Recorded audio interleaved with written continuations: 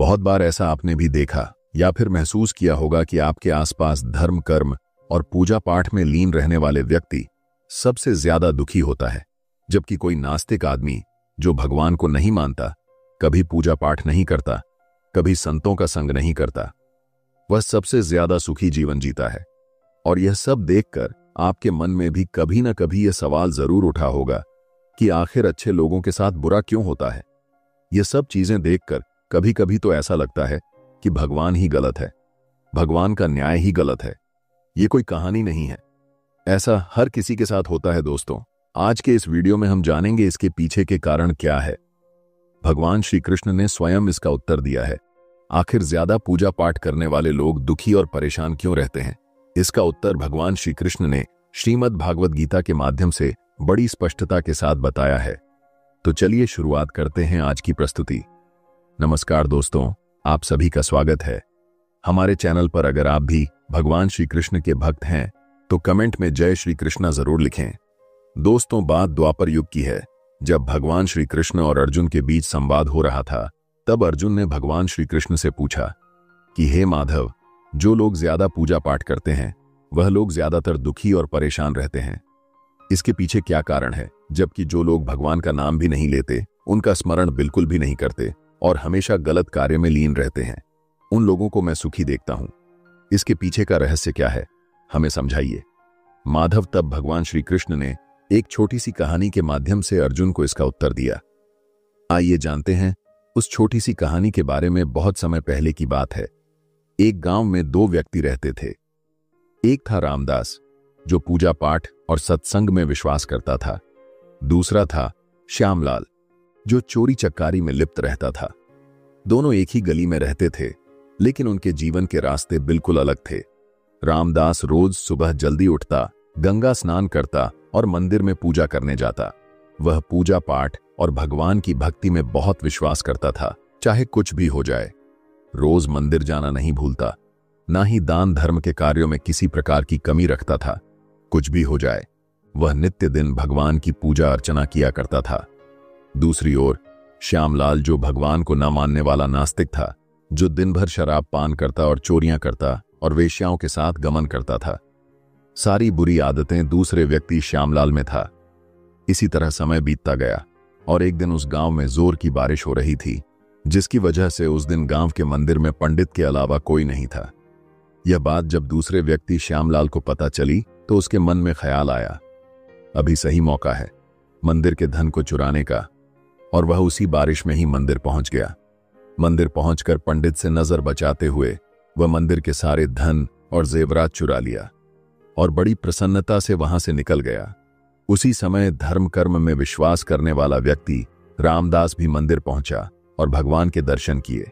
परंतु दुर्भाग्य से मंदिर का पुजारी ने रामदास को ही चोर समझ बैठा और शोर मचाने लगा।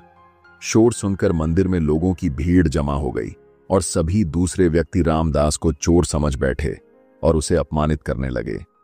यह देखकर वह भला व्यक्ति हैरान हो गया और उसे समझ नहीं आ रहा था कि उसके साथ क्या हो रहा है। फिर वह किसी तरह लोगों से नजर बचाता हुआ उस मंदिर से बाहर निकल गया, लेकिन दुर्भाग्य उसका साथ वहां भी नहीं छोड़ा। मंदिर से बाहर निकलते ही उसके पैर में एक बड़ा किल चुभ जाता है और खून निकलने लगता है। तब वह दुखी होकर घर जाने लगता है। तभी रास्ते में उसकी मुलाकात उस दुष्ट व्यक्ति श्यामलाल से होती है, जिसने मंदिर का सारा धन चोरी किया था। वह खुशी से झूमता हुआ और जोर जोर से चिल्लाते हुए जा रहा था, आज तो मेरी किस्मत चमक गई, एक साथ इतना सारा धन मिल गया। तभी तब धूर्त व्यक्ति भले आदमी से बोलता है, तुम ही हो ना जो सबसे ज्यादा पूजा पाठ करते हो, भगवान का भजन करते हो।